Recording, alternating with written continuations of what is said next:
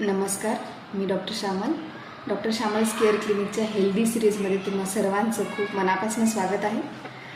आज आपण एका महत्त्वाच्या विषयावर चर्चा करणार आहोत। तर महाराष्ट्राच्या जनतेला माझा सप्रेम नमस्कार। आज आपण प्रमेह म्हणजेच डायबिटीज या विषयावर चर्चा करणार आहोत।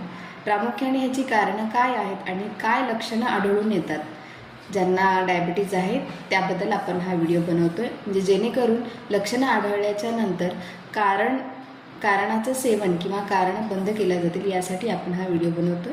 सगळ्यात महत्त्वाचं पहिलं कारण म्हणजे हा कुलज व्याधी आहे, म्हणजे पुढच्या पिढीला ट्रान्सप्लांट होतो।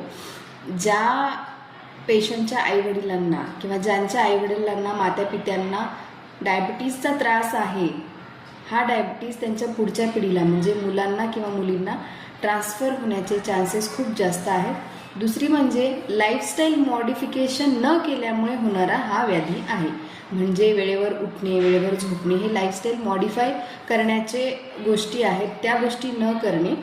तिसरी म्हणजे लवकर झोपणे, लवकर उठणे हे असं आयुर्वेदात सांगितलेलं आहे। तर रात्री जागरण करणे हे महत्त्वाचं कारण ठरतं।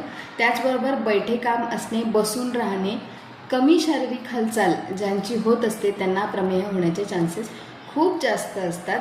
त्याचबरोबर व्यायामाचा अभाव आणि संक्रमण म्हणजे चालण्याचा अभाव असणे, व्यायामाचा अभाव असणे, त्याचबरोबर रात्री लवकर न झोपणे, सकाळी लवकर न उठणे, या गोष्टींमुळे दिनचर्या आणि ऋतुचर्या यांचं पालन होत नाही आणि म्हणूनच दिनचर्या आणि ऋतुचर्या यांचं पालन न करणे हे सगळ्यात महत्त्वाचं कारण आहे।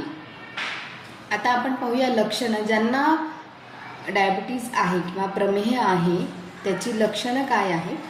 तर बहुमूत्रता हे लक्षणं आयुर्वेदात सांगितलेलं आहे। बहुमूत्रता म्हणजे सारखं लघवीला येणे, सारखं वॉशरूमला जावं लागणे, त्याचबरोबर मूत्राचा गंध आणि वर्ण हे बदलणे हे प्रमेहाचं प्रमुख लक्षणं आहे।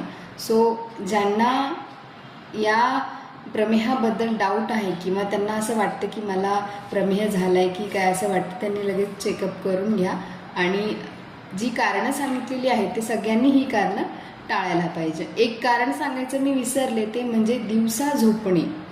जास्तीत जास्त लोकांना जेवण केल्यानंतर झोपण्याची सवय असते, कृपा करून ते टाळावे।